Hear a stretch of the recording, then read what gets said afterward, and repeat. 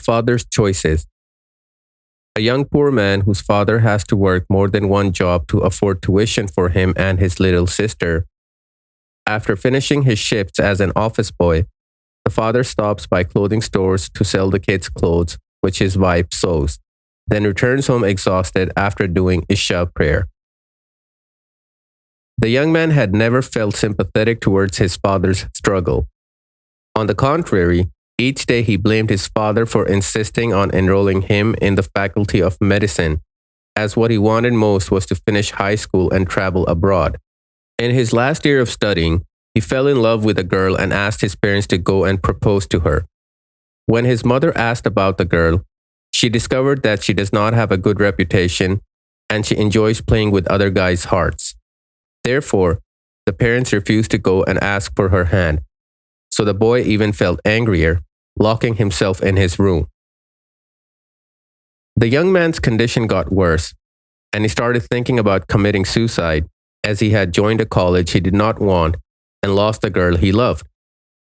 One evening, he decided to throw himself into the river without being felt by anyone, but at this time, the young man was surprised by his father entering his room, smiling and handing him the phone that he always desired.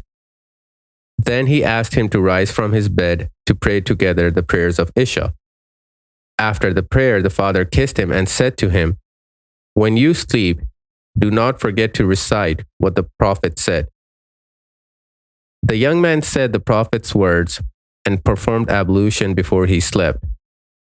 Shortly before dawn prayers, he woke up shouting, "No, I will not."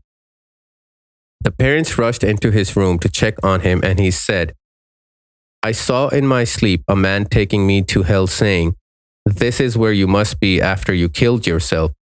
Didn't you hear or read the messenger saying, 'Whoever purposely throws himself from a mountain and kills himself will be in the hellfire falling down into it, abiding therein perpetually forever.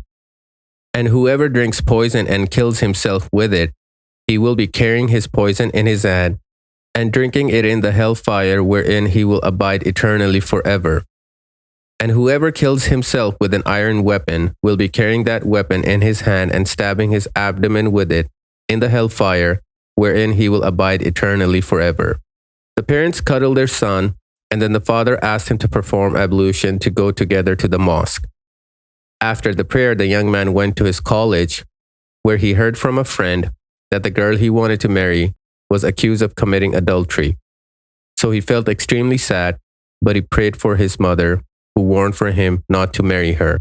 After graduating, he saw everyone's respect for him, and he knew that his parents wanted the best for him.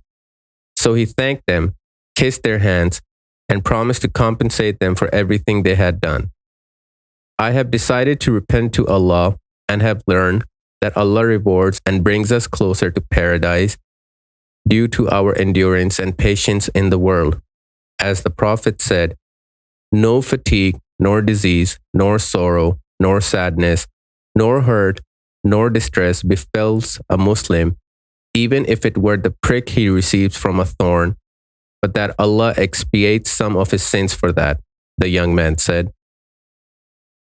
وَقَضَى رَبُّكَ أَلَّا تَعْبُدُوا إِلَّا إِيَّاهُ وَبِالْوَالِدَيْنِ إِحْسَانًا إِمَّا يَبْلُغَنَّ عِندَكَ الْكِبَرَ أَحَدُهُمَا أَوْ كِلَاهُمَا فلا تقل لهما أف ولا تنهرهما وقل لهما قولا كريما واخفض لهما جناح الذل من الرحمة وقل رب ارحمهما كما ربياني صغيرا ربكم أعلم بما في نفوسكم إن تكونوا صالحين فإنه كان للأوابين غفورا